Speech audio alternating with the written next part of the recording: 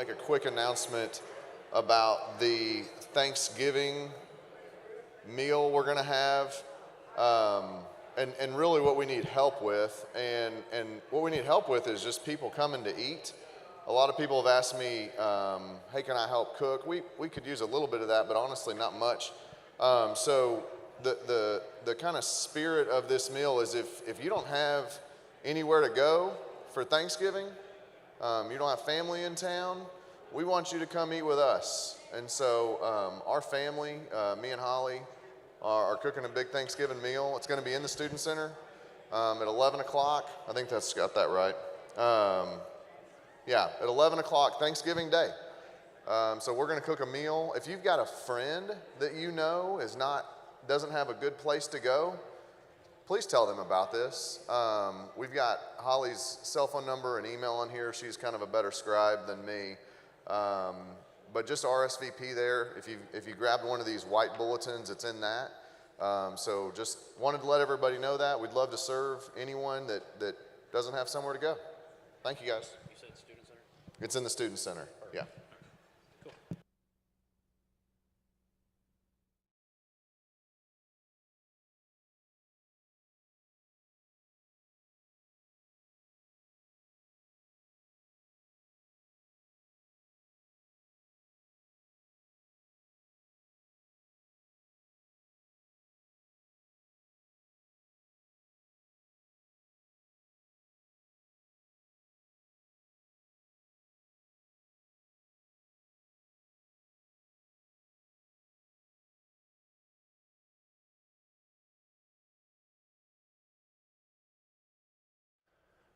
Yeah, the clock in here, down here, is slow. So I think it's 10:15 already. You guys got all quiet after Tim's announcement. It's like, you could still fellowship, keep talking. So these classes that we've been having the last couple of weeks don't ever seem to go exactly the same way, and today's going to be even different. So welcome to the Auditorium class here at Hendersonville Church of Christ. I'm Stan Wilson, and Dr. Rodney Cloud is going to be joining us in video again.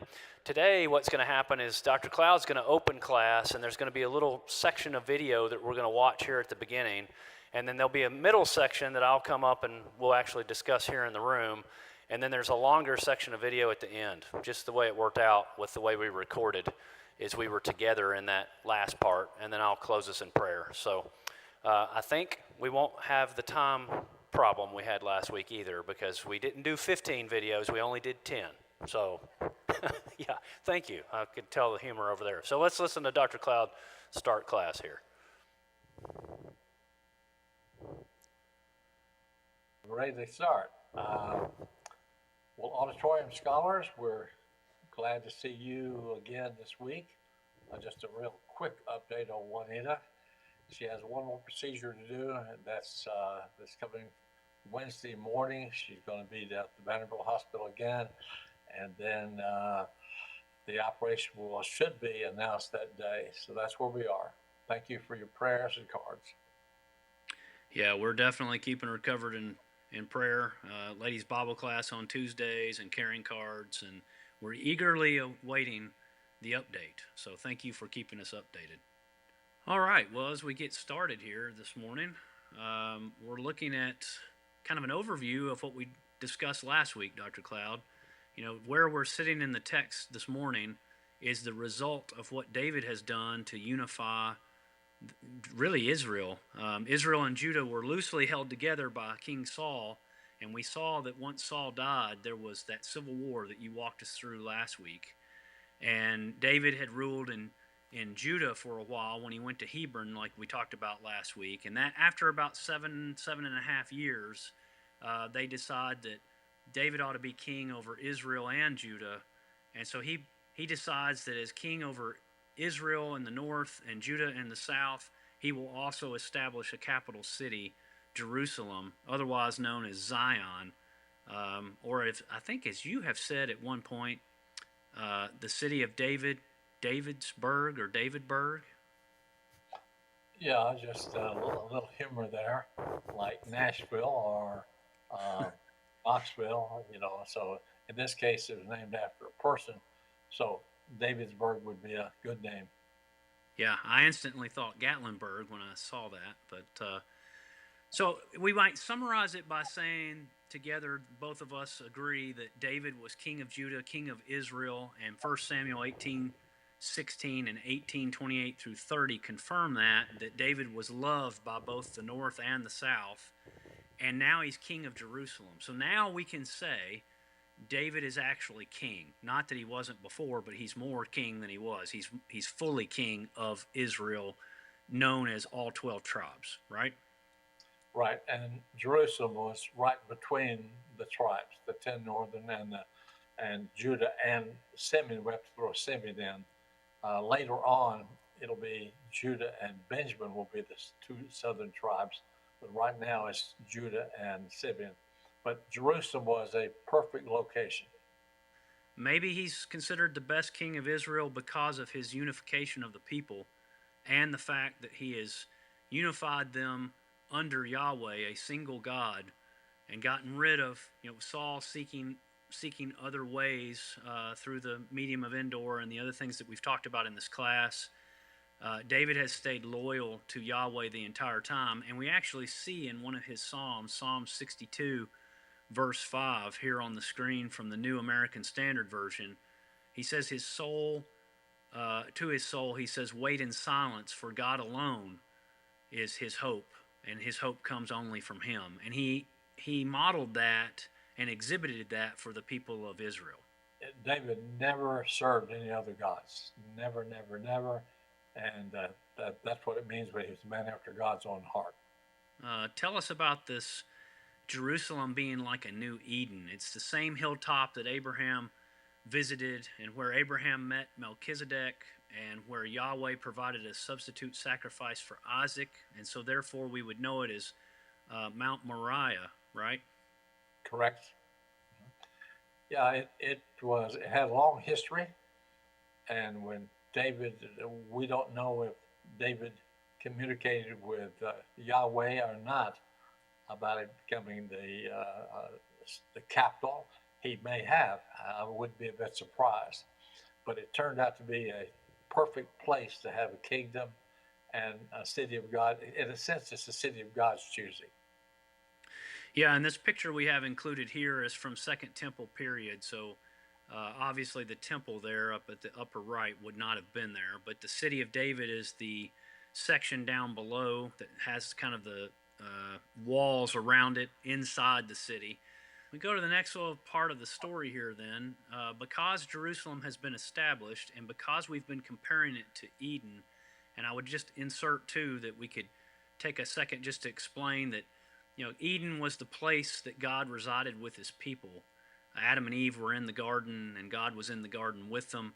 Then later when they get expelled, they have the tabernacle, and the tabernacle has the Holy of Holies, which is where God's presence resides, and the cloud would be over the top of the tabernacle, and people would know that he was with them.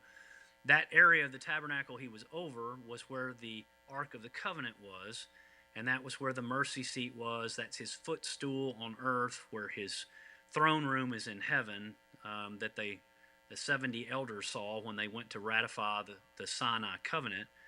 All that being said, that David understands all that imagery, and so now that he's built this city, Zion, that's going to be the location of God's people and a city for God, he wants the ark there to, in effect, turn the city into the tabernacle, since there's not a temple yet. He would be turning the entire city into a holy place, and then the Ark of the Covenant would effectively be the Holy of Holies place. But it does not go well on the first time that he decides to try to bring the Ark of the Covenant to Jerusalem. He searched for pictures, trying to really show exactly what was going on. And our pictures, some of them are going to kind of be ahead of themselves. They're going to show the priests carrying the ark with poles, and we're going to see that was exactly what happened. Yeah. Oops. Well, I said something else there and I cut myself off. Sorry. So we're going to look at how they try to bring the Ark of the Covenant in. We had a few more comments there about the pictures that were going on, but When David again assembled all the best men in Israel, 30,000 actually in number, he and all the men who were with him traveled to Baalah in Judah to bring up from there the ark of God, which is called by the name of the Lord of heaven's armies. And so the ark of God, ark of the covenant, same thing. Who sits enthroned between the cherubim that are on it. So remember the wings of the cherubim that are on top, and those are looking down on the mercy seat, and cherubim are sort of like bouncers. They're the beings that are between different realms and of protection. Sentries has got to be a good name. That's why they're on top over the mercy seat. And they loaded this ark of God on a new cart and carried it from the house of Abinadab, which was on the hill. And we should be tipped off almost immediately that that's not how they're supposed to carry it, right? When we see that they loaded it on a new cart, we kind of scratch our heads and say, what's wrong with these guys? Surely they've read Exodus. Don't they remember all of the instructions on how to transport the ark and the fact that they needed the poles? But apparently they had forgotten that. So Uzzah and Ahio, the sons of Abinadab, were guiding the new cart. They brought it with them, they brought it with the ark of God from the house of Abinadab on the hill. And Ahio was walking in front of the ark while David and all of Israel were energetically celebrating before the Lord, singing and playing various stringed instruments, tambourines, rattles, and cymbals. So this is almost a big parade of bringing in the Ark of the Covenant to say, we've got this city for God, and by bringing his representation or his presence in, we are bringing him into the Holy of Holies to have the appearance that people would understand that God is with them in the city of Jerusalem. And then we get the little story that we know of Uzzah touches the ark. And we put this picture in here on purpose because this is not what would have happened. This picture doesn't really work well with this title, but these are the types of things you find on the internet. When Uzzah touched the ark, and they show a nice picture of the Ark of the Covenant with its poles, and it's uncovered, and it's sitting there. Well, if Uzzah had had the poles, I don't think what's getting ready to happen would have happened. So when he was saying we had some pictures that are kind of out of sorts, that's what he meant. If we keep reading, we see that when they arrived at the threshing floor of Nacon, Uzzah reached out and grabbed hold of the ark of God because the oxen stumbled. So the cart hit something, or the oxen just tripped, or whatever happened, and he was afraid the ark was going to fall over. So he reaches out to keep it from falling over. And the Lord was so furious with Uzzah that he killed him on the spot for his negligence. He died right there beside the ark of God, and David was angry because the Lord attacked Uzzah, according to David. So he called that place Perez Uzzah, which just means Uzzah attacked, which remains its name to this very day. And we didn't get to discuss it, or if we did, we edited it out because we had a bunch of material that wouldn't have fit into 45 minutes for this morning. But I'll go back and ask Dr. Cloud if to this day is to the day of this writing in 2 Samuel, or is it still named that today? I don't know off the top of my head. Maybe some of you do.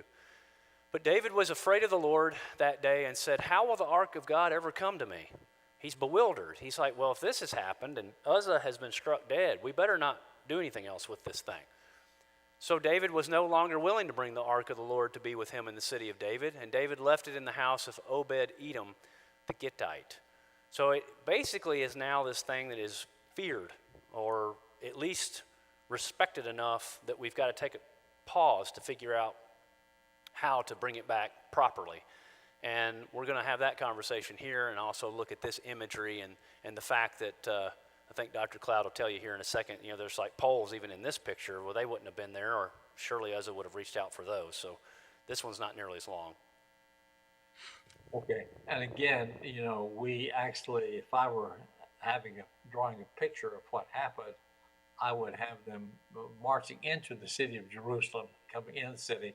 You see, Jerusalem is a distance away, and again, it's showing Uzzah being struck down. That part is correct, but again, you got the poles there, and though it's not a perfect picture, at least it gives us an idea of what happened.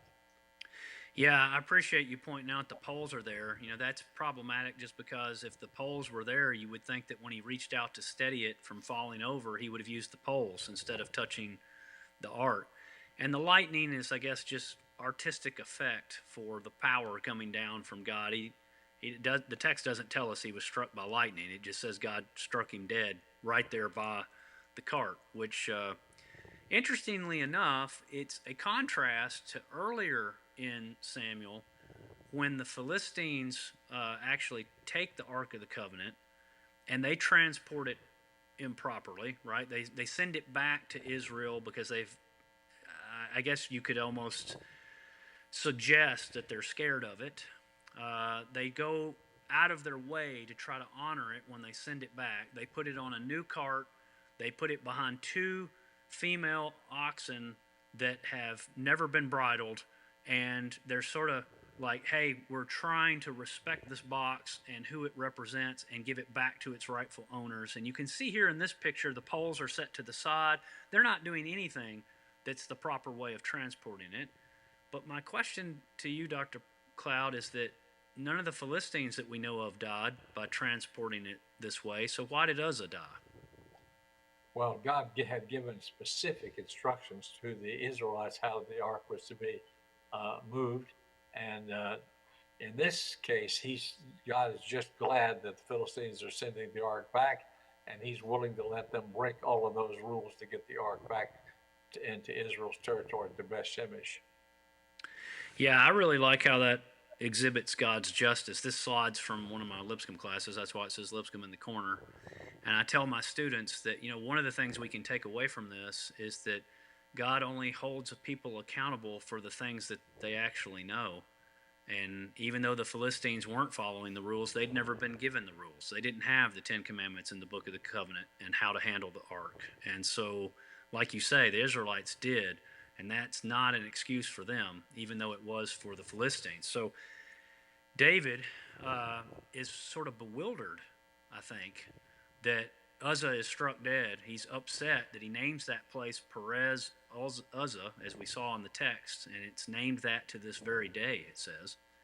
And the ark, in the meantime, goes to stay with the family of Obed-Edom in his house for 3 months while David tries to noodle through what in the world went wrong. And the Lord blesses the household of Obed-Edom and everything that he had, according to 1 Chronicles 13. Yeah, so this time, David's going to do it right. And probably may have got his scholars together and said, what went wrong? They explained to him, and he said, we're going to do it the right way. And so this time the ark is going to come into Jerusalem correctly. So I think one thing to add here is the fact of God's patience, right? I'm sure that Yahweh is pleased that David's wanting to move the Ark of the Covenant into Jerusalem, and the reason that David wants to, the motivation that David would want to do this, right? It's all honoring God. And yet, just like we've seen in David's life with some other times, he's made some decisions that haven't been spot on. God just kind of allows the consequences of those decisions to manifest, and he also doesn't really punish David for not getting it exactly right the first time. One of the things that we thought was interesting in some of these pictures, and again, if I repeat myself in the video, I'm not meaning to, but we also found it odd that they always have in the drawings the ark covered up. We don't know why they're doing that as far as artistic representation. There's no indication that the ark would have needed to be covered. So if you're looking at this and questioning that, we questioned it as well. But the second attempt that Dr. Cloud referred to is in 2 Samuel 6, what does that say there, 13 through 19? And we're going to look at that, 11 actually. Look at that now. So the ark of the Lord remained in the house of Obed-Edom, as we said, the Gittite, for 3 months. The Lord blessed Obed-Edom and all of his family. King David was told, the Lord has blessed the family of Obed-Edom and everything he owns because of the ark of God. And that's an interesting statement, right? So maybe David's looking at it as, well, I want that blessing. I want to bring that, to Jerusalem and bless the whole city. So David went and joyfully brought the ark of God from the house of Obed-Edom to the city of David. Those who carried the ark of the Lord took 6 steps, and then David sacrificed an ox and a fatling calf.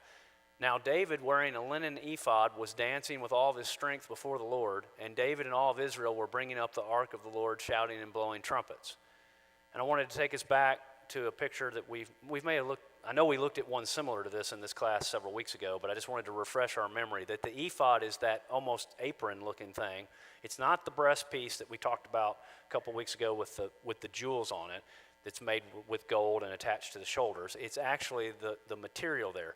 But there's a lot of discrepancies in a lot of the artwork and a lot of the suggestions from scholars on exactly what David was wearing, how much David was wearing, if it looked like this or if it was slightly different than that.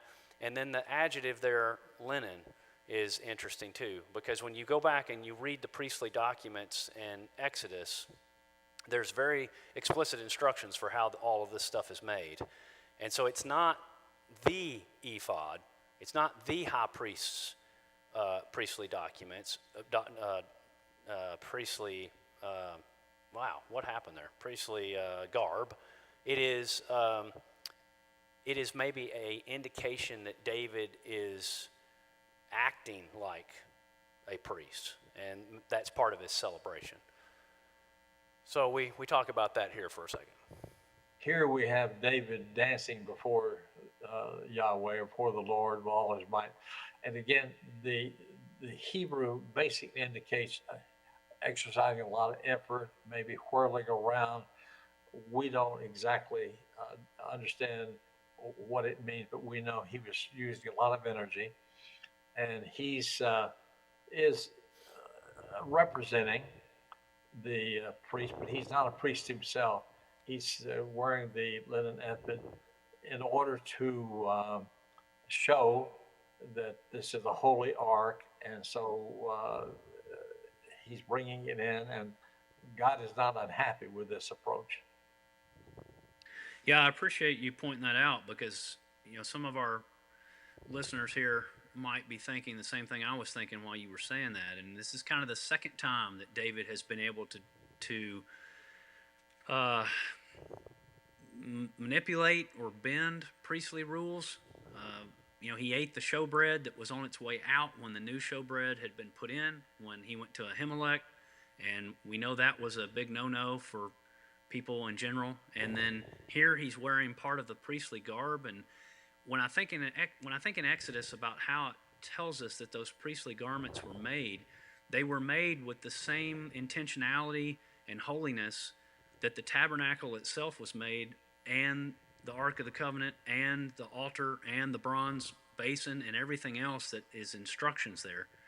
And fascinatingly enough, gold is actually woven into the fabric of the ephod, or ephod, whichever pronunciation you want to use. And I just find that very interesting. It gives me pause to think about. I agree with you. I don't think God is upset with him, but I do think he's sort of in the gray area of being respectful to the priestly garments here. Yeah, and it could be that the fact that this is a linen ephod may indicate that it was kind of an imitation. It wasn't the real thing, but it was imitation. And it served its purpose, and God wasn't unhappy about this. Yeah, so we both agree that God wasn't unhappy, or he would have let David know. But we also both agree that there does seem to be something happening that we're going to see because of how Michal here responds in a few minutes. So as the ark of the Lord entered the city of David, Saul's daughter Michal looked out the window. And when she saw King David leaping and dancing before the Lord, she despised him. Well, that seems pretty heavy, right? That just she can't dance like that, or she's not allowed to, or no, there's got to be something else going on to this. They brought the ark of the Lord and put it in its place in the middle of the tent that David had pitched for it, and then David offered burnt sacrifices and peace offerings before the Lord. That sentence there about putting it in the tent that David had pitched for it, lots of times you will find in commentaries and other places that you may be studying, they'll say that David brought the tabernacle to Jerusalem. Well, he didn't bring the tabernacle. He just brought the Ark of the Covenant, and then he had something to protect it. He had some place that he designated to put it. It does sound a lot like the tabernacle, but it wasn't the tabernacle that used to travel with the Israelites in the wilderness.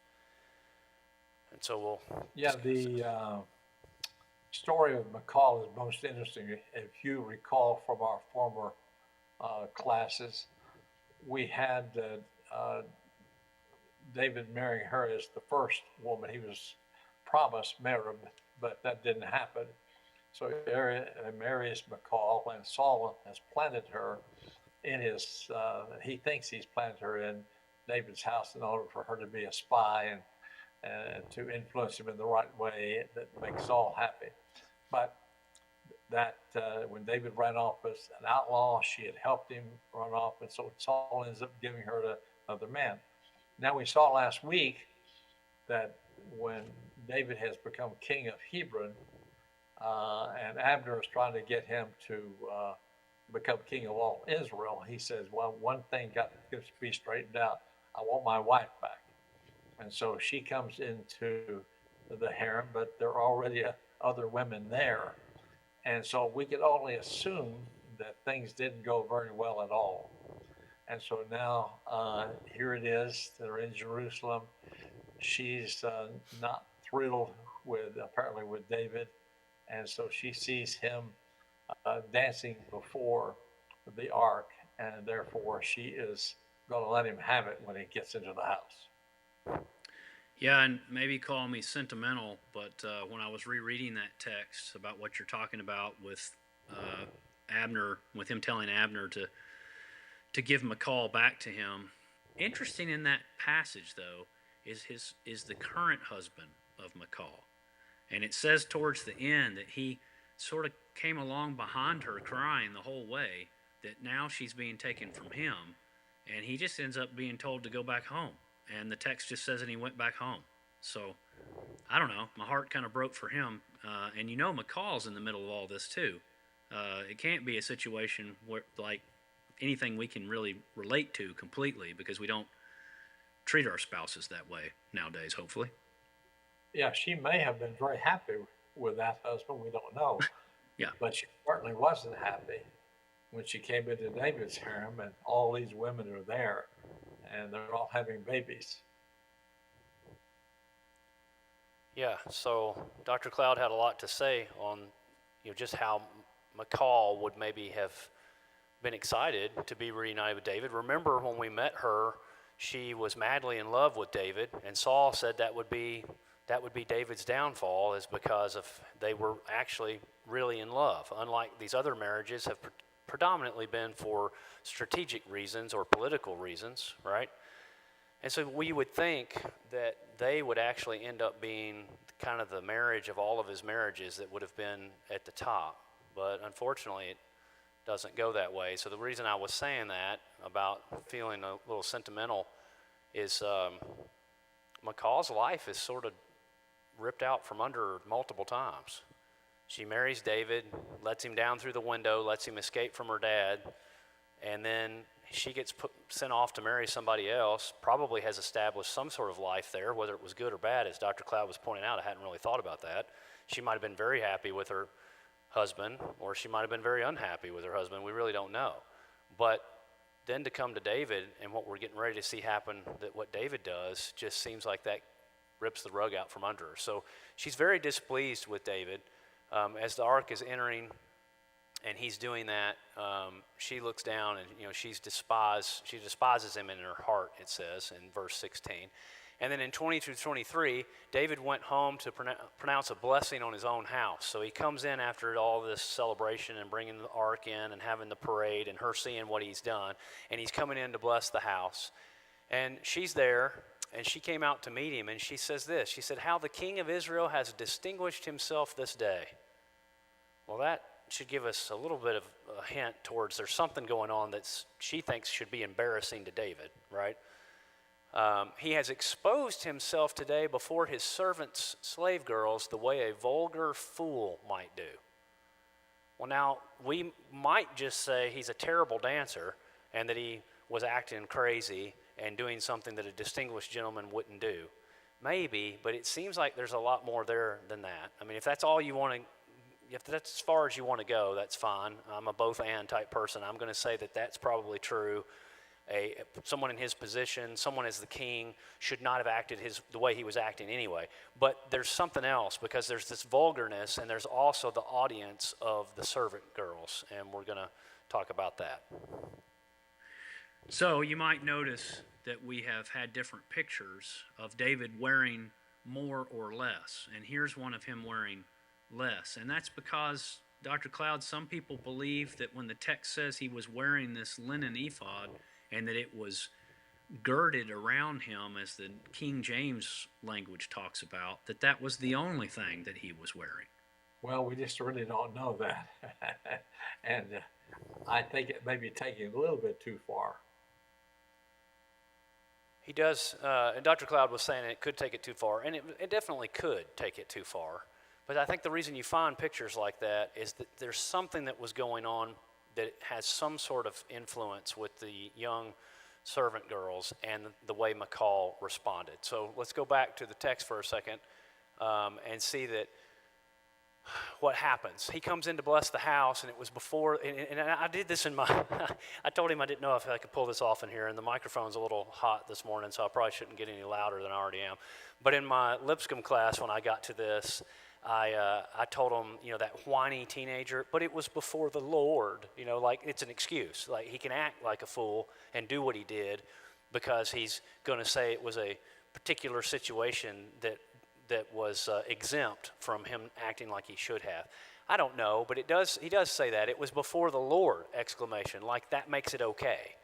I was celebrating before the Lord, who chose me over your father and his entire family and appointed me as the leader over the Lord's people of Israel. Well, that stings, right? Hey, by the way, I was chosen by your father over his entire family, which would mean all of your brothers and you, and to lead the people of Israel. I am willing to shame and humiliate myself even more than this. Well, that's also problematic, right? If he's going to shame and humiliate himself, it can't just be with poor dancing, I don't think. But with the slave girls whom you mentioned, let me be distinguished. Well, what in the world is going on there? Why does he care about his reputation before the slave girls? Why would that be so important that he's having a conversation with his own wife about, hey, don't embarrass me in front of them, even though apparently he's willing to embarrass himself even more. So you see all the tension here in the text. There's just too many phrases that don't seem to add up to this just, oh yeah, he came in kind of acting like an adult shouldn't act and was just being silly. There's some kind of sexual or physical thing going on here to some degree, because then look what happens. It says at the end, now Michal, Saul's daughter, had no children to the day of her death. So this situation between them escalates to David saying, oh yeah, you're gonna nitpick or you're gonna criticize me for how I acted in front of these slave girls, then you're not gonna have any heirs. You're not gonna have any children from me. And listen to what Dr. Cloud says about this. Yeah, and so when David comes home, this picture is showing when he comes in the door. He is very happy and excited, and he's apparently expecting her to be happy, excited, and she lets him have it. Yeah, and the text there says that he comes in to bless the house. And instead of it being, like you say, a happy situation with blessings and joy all around, it's instead a riff that we're getting ready to look at even in more detail that's maybe even deeper than some realize. So David is so upset with Michal that when she criticizes him and talks about how shameful he acted, it danced around before these maidens out there, he said, well, I'm not going to have any babies by you. I mean, I'll put it in a modern day paraphrase, but he's basically saying, well, I may have babies by those kind of people, but I'm not having any babies by you. And then the text tells us that she never had any children by David. So let's lean into that for a second, because you made me think, in this time, it would still be fair, I think, to say that women and their future is dependent upon the house that they're attached to. And this little skirmish that has happened here over how David came in front of the ark, effectively, Michal has come from wherever, like you said, she may not have been happy with that husband that she was taken away from to come back to David, or she may have been happy with him. We don't really know. But what we now know is that she's with David at his request, and he's now going to make sure that she has no children. And a woman in this time with no children doesn't really have any retirement plan. There's nothing about her that is going to be an element of status or an element of longevity because she has no children, and he's done that to her on purpose. So this seems odd that she's attached to his house, and then he puts an end to her part of the lineage. Yeah, it seems extremely harsh to us, but we don't know all the facts. And one thing that we do know is that she's never mentioned again in the text. So we'll just continue on with the discussion here. Well, switching gears here in chapters, in 1 Samuel 8, Israel wants a human king, and we remember that where Samuel warns them and says that they don't want a human king and all the problems, and God agrees and backs Samuel up, and the people still want a king, and they choose Saul. But here in 2 Samuel chapter 7, God promises to provide the perfect human king through David's dynasty. And so this is sort of a reversal of fortunes here. Instead of having a human king that's going to have all these problems, God's promising that there will eventually be a human king that will not have any of those problems. Thought we said something longer than that. I apologize. Because we came to another section of text, and we didn't want to read text to you, and you have to watch the video. When I'm in here, I can read it to you. So yeah, we moved to chapter 7, and the king said to Nathan the prophet, "Look, I am living in a palace made from cedar, while the ark of God sits in the middle of a tent." Remember, that's not the tabernacle, that's the tent that he has constructed for it since he's moved it in, that we just talked about a few minutes ago. And Nathan replied to the king, "You should go and do whatever you have in mind, for the Lord is with you." And that night the Lord's message came to Nathan, "Go tell my servant David that this is what the Lord has said. Do you really intend to build a house for me to live in? I have not lived in a house from the time I brought the Israelites up from Egypt to the present day. Instead, I was traveling with them and living in a tent. Wherever I moved among all the Israelites, I did not say to any of their leaders whom I appointed to care for my people Israel, 'Why have you not built me a house made from cedar?'" So it's interesting that David is still trying to be honoring of Yahweh, and Yahweh's response is basically, "I never asked you to do that." Instead, what he says is, "So now say this to my servant David, this is what the Lord of heaven's armies, or the Lord of hosts, has said. I took you from the pasture and from your work as a shepherd to make you leader of my people Israel. I was with you wherever you went, and I defeated all your enemies before you. Now I will make you as famous as the great men of earth."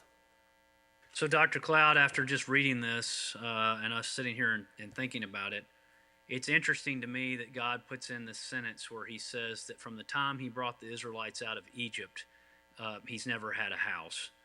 And I think even though we see him to go on to say he was traveling in a tent, which we know is a reference to the tabernacle, but I wonder if this last phrase where he says, no one that he's appointed as a leader of his people has ever said, "Why," or has he ever said to them, rather, "Why have you not built me a house made from cedar?" Do you think that's because to God, his house is the whole creation? I think that's correct. And the tabernacle or any kind of temple where people in the ancient Near East looked at, they were thinking God was in there. And of course, God is really not there, like you say. The whole creation is his house, his temple. And so he's getting ready to tell David that I'm going to build you a house, a dynasty, but you can't build me a house.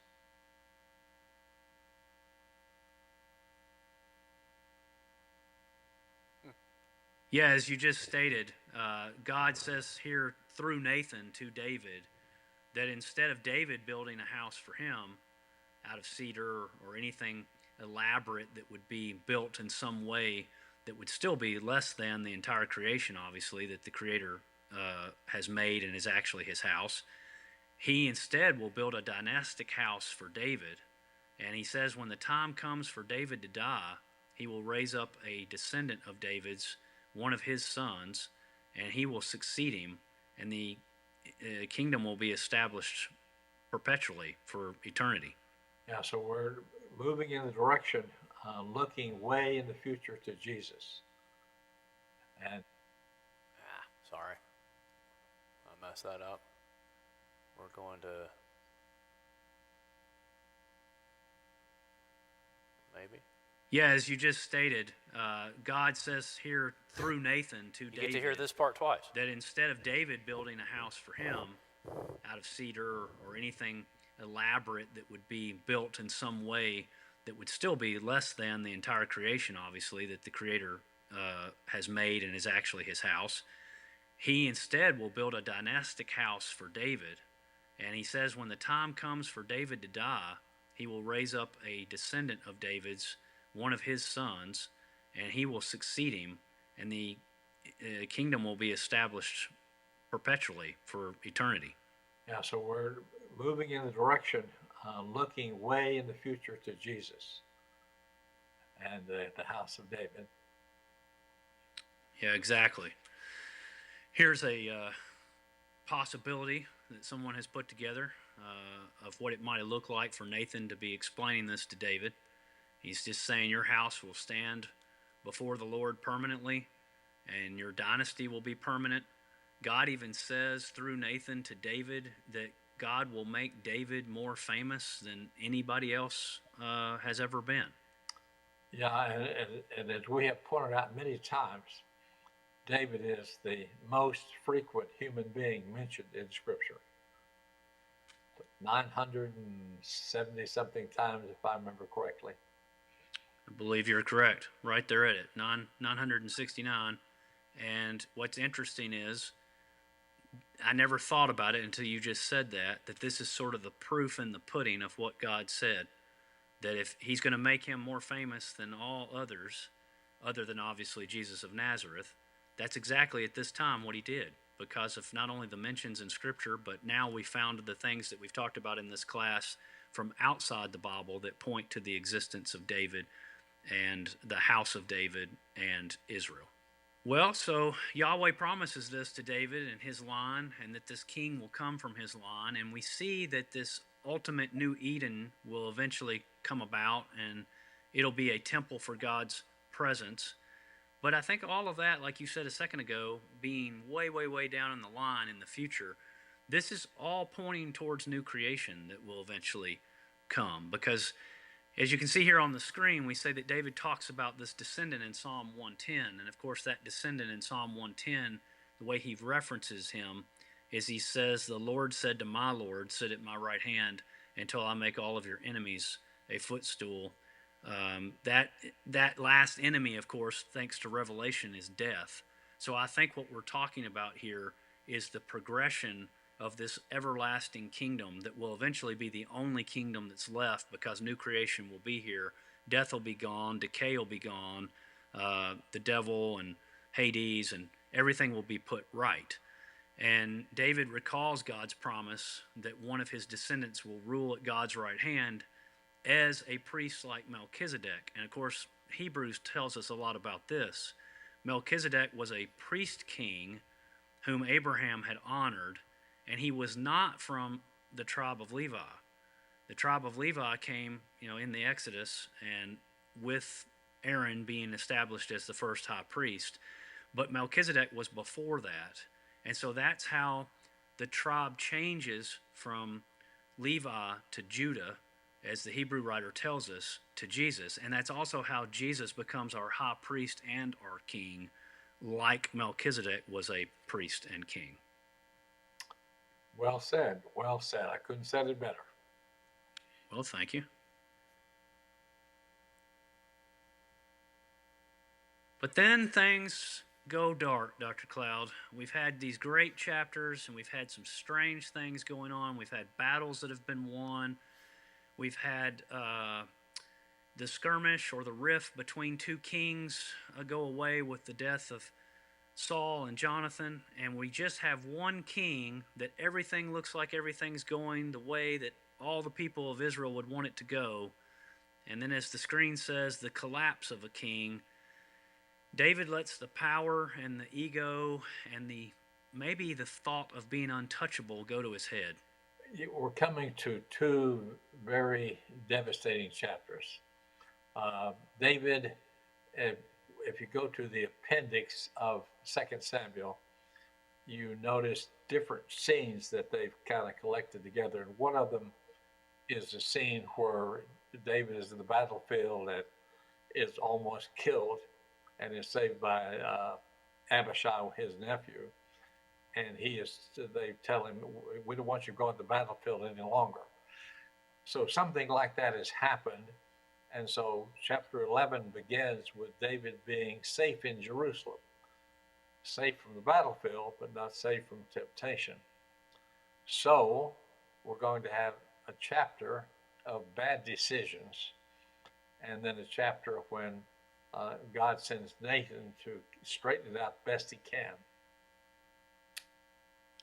Yeah, and in my undergraduate classes when I teach this, I always have us follow the verbs in these stories. There's for a long time been discussion on how much to blame was Bathsheba, and I think we've got that all backwards as far as the thinking. Because when you look at the verbs, you see things like David got up, and David walked around the palace, and David looked out from the palace, and David saw, and David liked or coveted or lusted, whichever word you want to put in there, and then David summoned, and then Bathsheba was told, the king is summoning you, and as a citizen she had no choice but to respond to the king. She couldn't disobey, so she came to the king.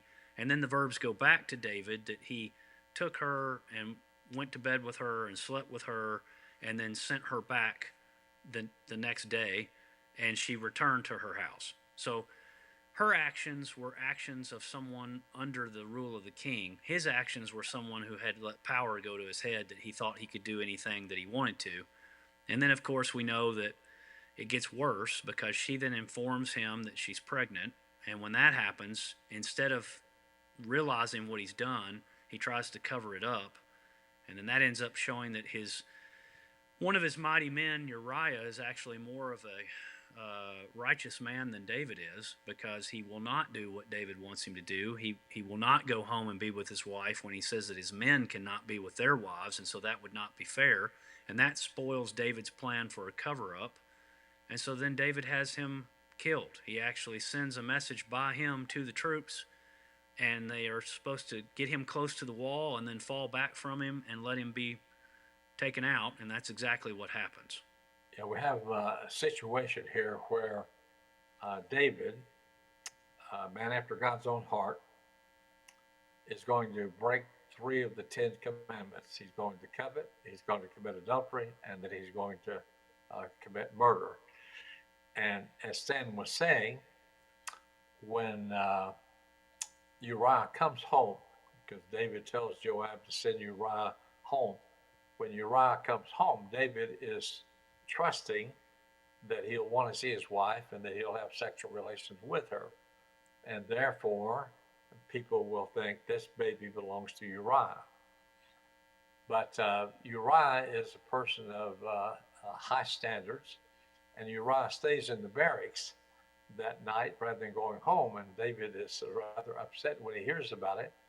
So David throws a little party for him the next night, gets him drunk, knowing now he's had a few drinks, he will go see his wife, but he doesn't do that. And so then David has to take, in his own mind, drastic action. He could have called in Nathan the prophet and said, I've done this terrible thing, tell me what to do, but he doesn't do that. Instead, he thinks he can cover up his sin by having Uriah killed. Uriah is killed, and as Stan made very, very clear, every time that Bathsheba's name pops up later on, it's always she's the wife of David who did such and such. It's David is the one that Scripture blames for this. People have come up with all kind of sermons, all kind of thoughts, all kind of assumptions about Bathsheba, but the truth of the matter is we have nothing negative said about Bathsheba. Yeah, excellent. Very well said. And so this would cause us to think about this slide, which again, sorry for the border down there, but rather than trying to adjust it live, I'll just tell you that it says the man with the heart of God, King David. We go back to that. We've mentioned it this morning a couple of times, and now with what we've just gone through, it looks like it was very evident that he was a man after God's own heart, and we can see the flashes of the good news, the gospel according to David that we've been talking about, and then all of a sudden we get to chapters 11 and 12, like Dr. Cloud said, and things go completely the wrong direction, breaking 3 of the 10 commandments. So how do we rectify this line of thinking? I don't think we have to. I think this shows that even though David is loyal to Yahweh and has never turned to another God and never done anything other than being obedient to God in all other matters, he's a broken human. He's not Jesus. He's not Yahweh incarnate, and therefore he's going to make poor decisions, as Dr. Cloud has said. And that's why over in First Kings, it basically just summarizes it and says that nevertheless, for David's sake, the Lord his God maintained his dynasty in Jerusalem by giving him a son to succeed him and by protecting Jerusalem. And that's exactly what we've read this morning that God said he was going to do. He did this because David had done what he approved and had not disregarded any of his commandments his entire lifetime, except for the incident involving Uriah the Hittite. Yeah, and the when we go back to the text, chapter 11 is the text that's going to describe all of the things that we've been talking about. Then in chapter 12, God sends Nathan to David, and Nathan tells David a parable.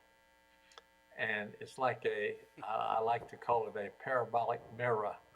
And as David is listening to the story, he's become very angry at that man because he doesn't realize that man is David.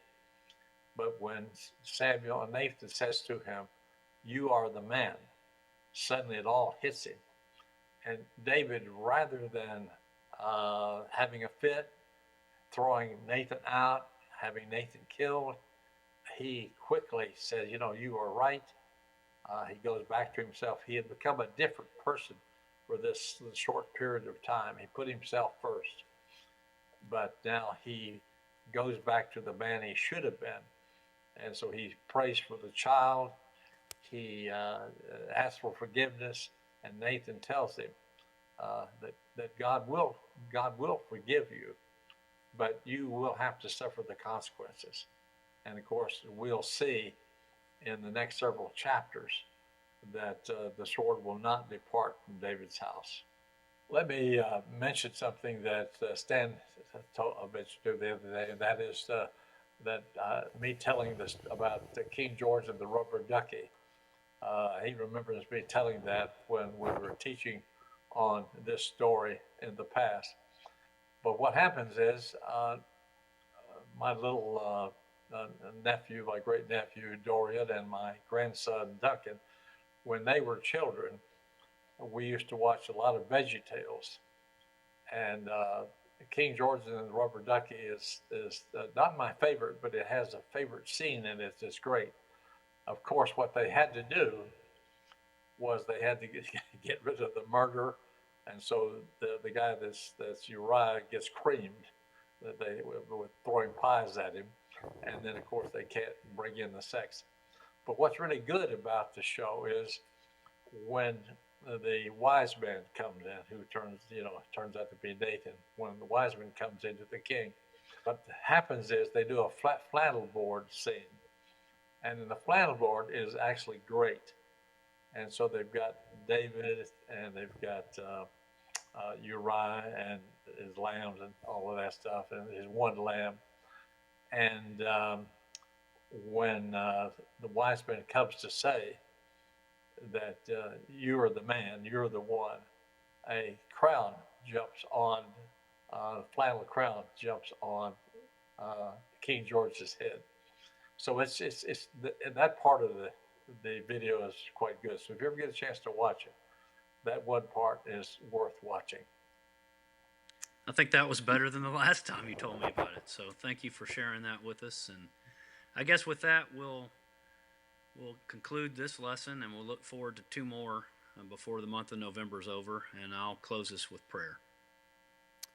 Father, thank you so much for the story of David.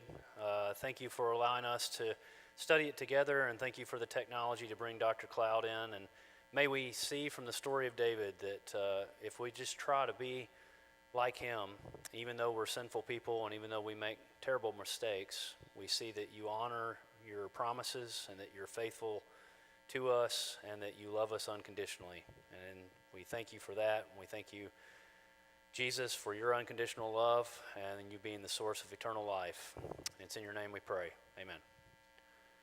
Well, I was wrong about the time, so we'll try to shorten it again next week.